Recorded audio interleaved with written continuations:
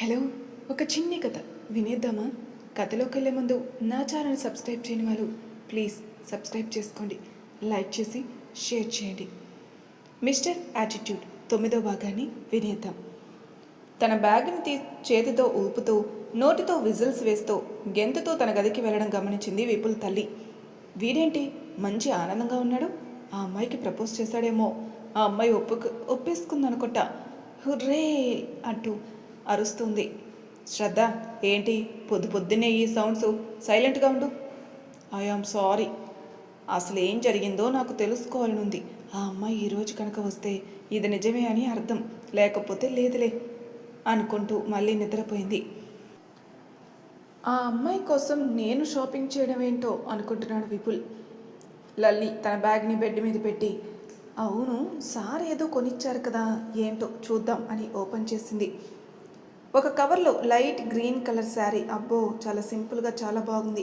దానితో పాటు చిన్న ఇయర్ రింగ్స్, బ్యాంగిల్స్ కూడా ఉన్నాయి. సార్కి ఇంత మంచి టేస్ట్ కూడా ఉందా? భలే ఉందే అని అక్కడే పక్కన పెట్టేసి పడుకుంది. ఆఫ్టర్నూన్ విపుల్ వాళ్ళ అమ్మ తెగ కంగారు పడిపోతుంది. ఏంటి తెగ ఆలోచిస్తున్నావు అన్నారు విపుల్ తండ్రి.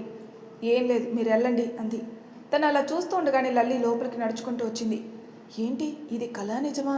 ఆ అమ్మాయి నిజంగానే లోపలికి వస్తుందా? లల్లి దగ్గరకు వచ్చి, ఏంటి నువ్వు నిజంగా వచ్చావా అన్నారు. హా మేడం, నేనే వచ్చాను. లల్లిని పట్టుకొని గట్టిగా బొగ్గగిలింది. ఏంటి మేడం? ఏం లేదు, అంతా ఓకేనా? ఒప్పేసుకున్నావా? ఇంకా లేదు మేడం, రేపు కంప్లీట్ అవుతుంది. ప్రాజెక్ట్ కోసమే అడుగుతున్నారనుకుంటా అనుకుంది. రేపు ఒప్పుకుంటుందనుకుంటా. ఓకే అమ్మా, భోజనం చేసావా? మేడం చేసేసాను. మేడం సార్ ఎక్కడున్నారు? ఇందాకే లేచాడమ్మా, మళ్ళీ పడుకున్నాడు అనుకుంటా. ఒకసారి వెళ్ళి రూమ్లో చూడు. మేడం రూమ్లోకి వెళ్ళొచ్చా? దానిలో ఏముంది చెప్పు, వెళ్ళు అన్నారు విపుల్ తల్లి. త్వరలో ఆ రూమ్ మీదే కదా, నీకు కూడా హక్కు ఉంటుంది అనుకుంది మనసులో. లల్లి చెప్పులు సౌండ్ అవ్వకుండా ఉంటుందని మెల్లగా అడుగు వేసుకుంటూ రూమ్ దగ్గరికి వెళ్ళింది. తలుపు కాస్త తెరిచుండడంతో ఆ చిన్న ప్లేస్లో నుంచి లోపలికి వెళ్దామా అన్నట్టు చూస్తుండగా విపుల్ తండ్రి, హేయ్ హలో, నీకేంటి పని ఇక్కడ? అయినా ఎవరు పర్మిషన్ తీసుకుని నువ్వు నా కొడుకు రూమ్లోకి వెళ్ళాలనుకుంటున్నావు? ఏంటి మాట్లాడు, మాటలు రావా ఏంటి అని కోపంగా అడిగాడు. సార్ అది అంటూ ఉండగా, అయినా మీలాంటి వాళ్ళని ఉద్యోగంలో పెట్టుకుంటే ఇలానే ఏడుస్తుంది అన్నాడు విపుల్ తండ్రి. కనీసం బుద్ధి జ్ఞానం లేకుండా రూమ్లోకి తొంగి చూస్తున్నావు. Stop it dad. ఏంటి? నేను చాలాసేపటి నుంచి వింటున్నాను. కనీసం ఆ అమ్మాయికి మాట్లాడే అవకాశం కూడా ఇవ్వకుండా మీరే మాట్లాడేసి మీరే తిట్టేస్తున్నారు. తనని నేనే రమ్మన్నాను. Got it? నెక్స్ట్ ఏమిటంటే తనకి జాబ్ ఇచ్చింది నేను, ఉద్యోగం కూడా బాగానే చేస్తుంది. మనకి డబ్బు ఉండొచ్చు కానీ మరీ అంతలా పక్క వాళ్ళ మీద పడిపోకూడదు అని చెప్పి తన చేయి పట్టుకుని లోపలికి తీసుకెళ్ళిపోతాడు విపుల్ తండ్రి. శ్రద్ధ, చూసావా నీ కొడుకుని అన్నాడు. అరే ఏం చేశాడని అంత గట్టిగా మాట్లాడుతున్నారు అంది విపుల్ తల్లి. నేను ఆ సెక్రటరీని తిట్టానని ఎంత పొగరొచ్చింది వాడికి. నా మీద కసుబుస్సులాడి లోపలికి ఆ అమ్మాయిని తీసుకుని వెళ్ళిపోయాడు. నాకు తెలిసినంత వరకు ఆ అమ్మాయి వాడిని ఇంకా ఏం చేస్తుందో అని అనుకుంటున్నాడు. విపుల్ తల్లి, దానికోసం ఎందుకు ఆ అమ్మాయిని అలా అంటున్నారు? దానిలో ఆ అమ్మాయి తప్పేమీ లేదు. వాడన్నాడు, వాడే తీసుకుని వెళ్ళాడు. ఆ అమ్మాయిని అంత నెగిటివ్గా చూడడం ఆపేయండి, అంతా మన మంచికే. లోపలికి తీసుకుని వెళ్ళిన లల్లి చాలా బాధపడుతూ ఉండగా Vipul, I'm really sorry, please నన్ను అర్థం చేసుకో అంటున్నాడు. అయ్యో, మా డాడీ నిన్ను అలా అంటారని నేను అస్సలు ఊహించలేదు. నేను నిజంగా నాకు చాలా షేమ్గా అనిపిస్తుంది. మనం ఆఫీస్లో వర్క్ చేసుకున్నా బాగుండేది, నీకు ఈ మాటలు పడే పని తప్పేది అన్నాడు. అదేంటి సార్, ఆయన మీ డాడీ, నేను మీ సెక్రటరీ. మీ ఫాదర్ నన్ను ఒక మాట అన్నా మీరు లైట్ తీసుకోవాలి. మీకు ఫస్ట్ ప్రియారిటీ వాళ్ళే అవ్వాలి, ఆ తర్వాతే ఎవరైనా. నేనేం బాధపడడం లేదు సార్. అయినా మీ ఫాదర్ నాకు పెద్ద సార్ అవుతారు. ఆయన ఒక మాట అన్నంత మాత్రాన నేనేం బాధపడను.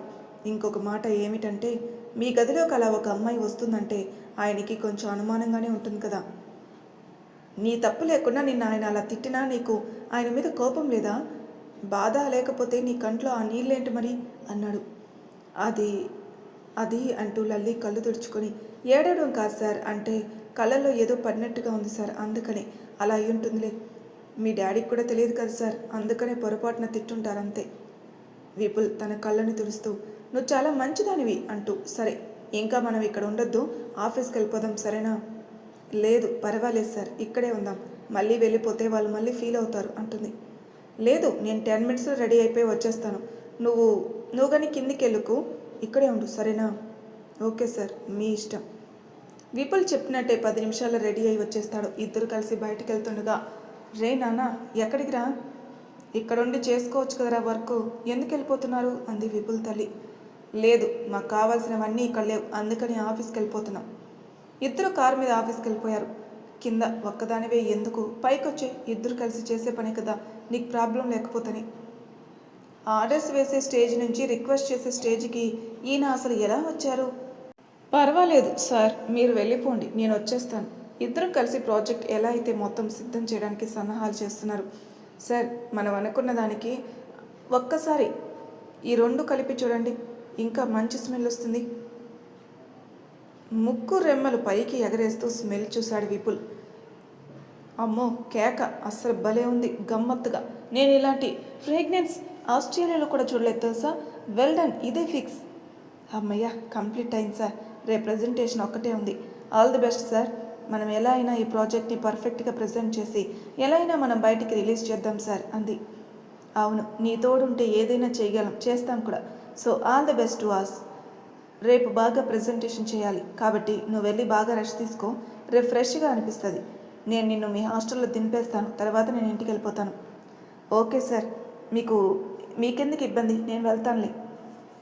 ఇబ్బంది ఏముంటుంది చెప్పు, నడు అని తను తీసుకుని వెళ్ళి హాస్టల్ దగ్గర దింపేశాడు. టైం 5 అయింది అంతేనా?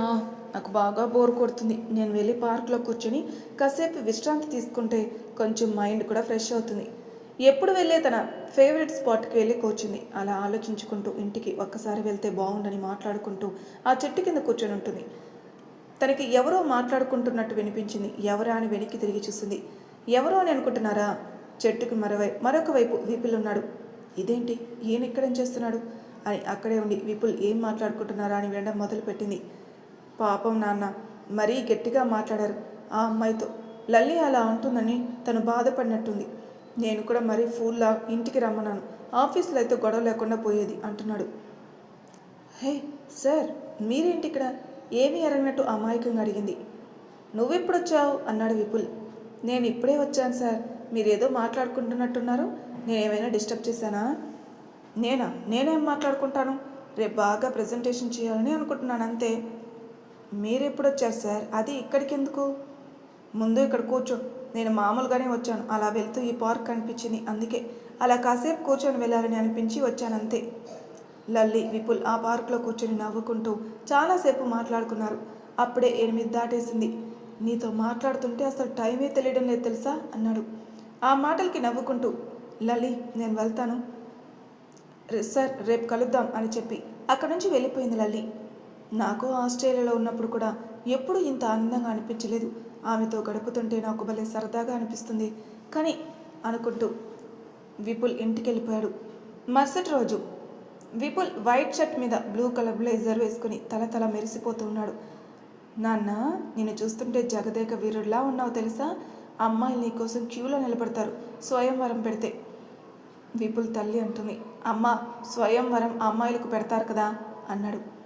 నా కొడుకు అమ్మాయిలు అందం కన్నా అందగాడు, నేను నా కొడుకు పెట్టుకుంటాను, దానిలో ఏముంది అంటుంది. విపుల్ నవ్వుకుంటూ, ఈరోజు ప్రాజెక్ట్ ప్రజెంటేషన్, నేను వెళ్తున్నాను అంటూ ఆఫీస్కి వెళ్ళిపోయాడు. ఈ లల్లి ఏంటి ఇంకా రాలేదు?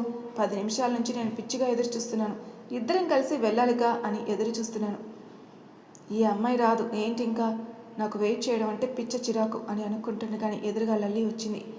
లల్లి లైట్ గ్రీన్ శారీ వేసుకుని, జుట్టు లీవ్ చేసుకుని, చిన్న చిన్న ఇయర్ రింగ్స్ పెట్టుకుని నడుచుకుంటూ వస్తుంటే అతలో ఒక సుందరలా కనిపించింది.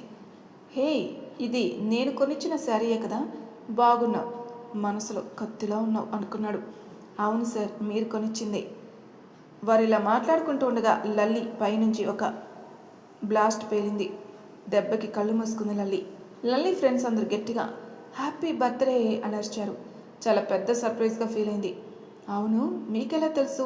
ఈ రోజుల్లో ఇన్ఫర్మేషన్ తెలుసుకోవడమే ఫ్రెండ్స్ లక్షణం కదా. ఏంటి, నీ బర్త్డేనా? నాకు చెప్పలేదు, అందుకే నా ఇంతలా రెడీ అయ్యావు అన్నాడు విపుల్. అందరికీ thanks, this means a lot to me. Sir, ఎవరైనా వాళ్ళ బర్త్డే అని చెప్పుకుంటారేంటి? అవును సార్, అంటే నాకు మంచి డ్రెస్సెస్ ఏం లేవు, అందులోనూ ఈరోజు ప్రాజెక్ట్ సబ్మిషన్ ఒకటి, అందుకని మీరు ఇచ్చిన గిఫ్ట్ చూశాను, నాకు అది ప్రీ బర్త్డే గిఫ్ట్ లాగా అనిపించింది, సో అందుకని వేసుకొని వచ్చేస్తాను. సరే సార్, ఇంకేంటి లేటు, మనం వెళ్దామా? విపుల్ ఆమెను అలా చూస్తూ ఉండిపోయాడు. సార్ ఇంకేంటి లేటు, పదండి, ఫైల్ తీసుకుని వెళ్దాం, నడవండి అంది. విపుల్ ఒక్కసారిగా ఉలిక్కిపడి ఫైల్ తెచ్చాను పద వెళ్దాం అని చెప్పి మెయిన్ ఆఫీస్కి వెళ్ళారు. అందరి ముందు ప్రాజెక్ట్ క్లియర్గా ఎక్స్ప్లెయిన్ చేసి వాళ్ళిద్దరూ ప్రిపేర్ చేసిన పర్ఫ్యూమ్ వారికి ఇచ్చి స్మెల్ చూపించారు. దానికి అరోమా అని పేరు పెట్టి రిలీజ్ చేయాలని అనుకుంటున్నానని అందరికీ చెప్పాడు. వారు చెప్పిన విధానం అండ్ ఆ పర్ఫ్యూమ్ వాసన మత్తెక్కించేలా ఉంది. అందరూ డీల్ ఓకే చేశారు. కానీ బోర్డు మెంబర్స్ ఒక అతను పైకి లేచి, నేను ఆ పర్ఫ్యూమ్ ఇంగ్రీడియంట్స్ తెలుసుకోవాలని అనుకుంటున్నాను అన్నాడు. అతను విపుల్లా చిన్న వయసులో బోర్డు మెంబర్ అయ్యాడు. పేరు మోహన్, మంచి అందం కూడా, డబ్బుకు లోటే లేదు. పొగరు మన విపుల్ సార్ కన్నా ఆ రంగులం ఎక్కువే ఉంది. విపుల్ అదే అని చెప్పబోతుంటే లల్లి అందుకుని, సార్ మా ప్రొడక్ట్ కాంపోజిషన్స్ మేము కాస్త కాన్ఫిడెన్షియల్గా ఉంచాం, ఎవరికైనా తెలిస్తే మళ్ళీ వారు కూడా అదే ప్రొడక్ట్ చేసే అవకాశం ఉంటుందని. మిగిలిన వారు అదేం ప్రాబ్లం కాదు, ఒక 10 డేస్లో మీరు మీ ప్రోడక్ట్ని లాంచ్ చేసుకోవచ్చు అన్నారు. విపుల్ లల్లి వైపు చూశాడు.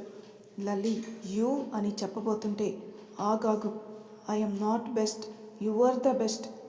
ఈ హ్యాపీనెస్లో సాయంత్రం నీ బర్త్డే స్పెషల్గా నేను ఒక పెద్ద ట్రీట్ ఇస్తాను, అది తాజ్ హోటల్లో, ఓకేనా? బీ రెడీ, ఇంకా నువ్వు రెస్ట్ తీసుకో అని చెప్పి అక్కడి నుంచి వెళ్ళిపోయాడు. వావ్, నేను ఎప్పుడు తాజ్ హోటల్ని దగ్గర నుంచి కూడా చూడలేదు, నాకు చాలా హ్యాపీగా ఉంది. అన్నీ సర్దుకొని వెళ్తున్న లలితో మోహన్, మీరు విపుల్ సెక్రటరీ కదా, నేను నీతో మాట్లాడాలి అనుకుంటున్నాను, అది చిన్న డీల్ కోసం. నా మాట మన్నించి మీరు సాయంత్రం 6 గంటలకి మా ఆఫీస్కి రండి. కొంచెం ఆలోచించిన తర్వాత ఇంతకీ ఏం డీల్ సార్ అంది. అది నేను అప్పుడే చెప్తాను, మీరు వస్తారుగా? వస్తాను సార్, ఓకే థ్యాంక్స్ అని చెప్పి అతను కూడా వెళ్ళిపోయాడు. ఎలాగో విపుల్ సార్ నన్ను 8 గంటలకు రమ్మన్నారు కాబట్టి నేను మోహన్ సార్ దగ్గరికి వెళ్తాను, అలా డిన్నర్కి వెళ్ళొచ్చు, నో ప్రాబ్లం.